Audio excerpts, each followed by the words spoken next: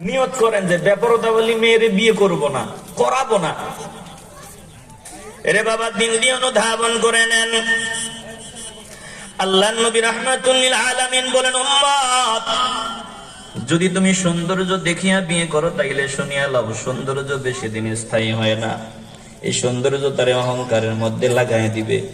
আল্লাহ নবী বলেন, যদি তুমি মাল দেখিয়া বিয়ে করো, মাল দেখিয়া বিয়ে করবো না। ওয়ালা তাযাওয়াজুহুন্না লিআমওয়ালিহিন্না, আমি নবী পরামর্শ দিয়া গেলাম, মাল দেখিয়া তোমরা বিয়ে করবা না। ফাআসা আমওয়ালুহুন্না আন তুতগিয়াহুন্না, যদি মাল দেখিয়া বিয়ে করো অচিরেই এই মাল তাকে অহংকারী বানায় দিবে, তোমারে দাম দিবে না, তোমার কথা শুনবে না। এজন্য আল্লাহ নবী বলেন, সৌন্দর্য না, মাল না, মূল পরামর্শ আমি দিয়া দিলাম। ওয়ালাকিন তাযাওয়াজুহুন্না আলাদ-দীন, তোমরা দ্বীনকে প্রাধান্য দিয়ে বিয়ে করবা, ধর্মকে প্রাধান্য দিয়ে বিয়ে করবা, ধার্মিক মেয়েকে বিয়ে করবা।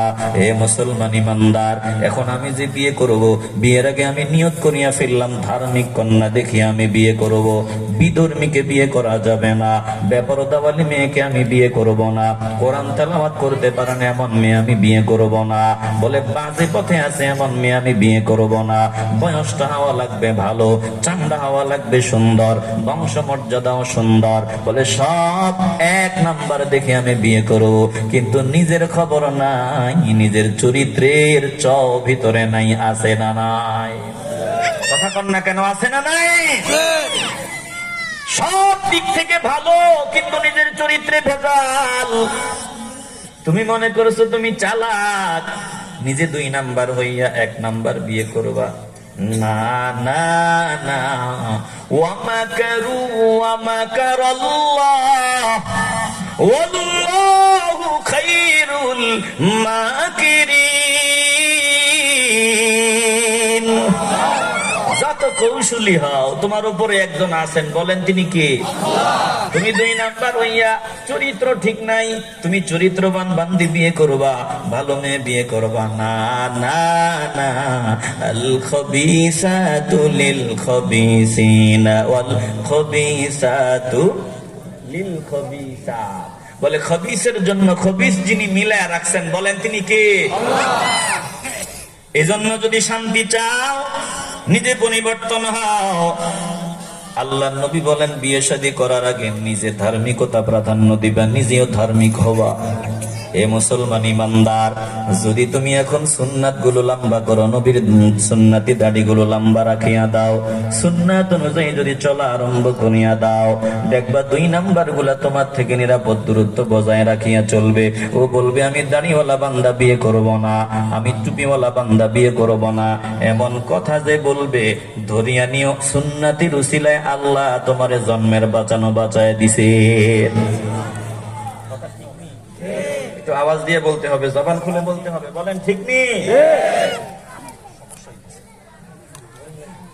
অন্য কারণে গরম। আচ্ছা, এরকম সিচুয়েশনে জীবনে প্রথম বললাম, আপনারা যদি একটু সুযোগ আমারে দেন,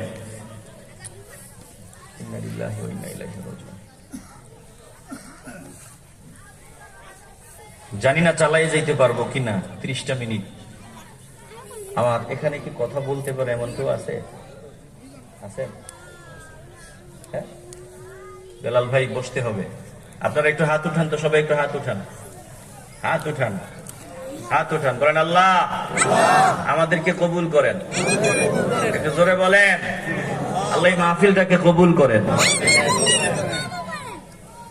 দেখি আগানো যায় কতক্ষণ। আমার না নিম্নচাপ, বেশি নিম্নচাপ, কথা বুঝছেন তো? দেখি কতক্ষণে যে ঘাম দিছে, ওই যে এরকম আর হয় না, হাজত তো ওজুটাও ধরে রাখা কষ্ট হইতেছে। আপনারা দোয়া করলে ইনশাল্লাহ মনে হয় আল্লাহ সুযোগ দিবে। বলেন আল্লাহ কবুল করে।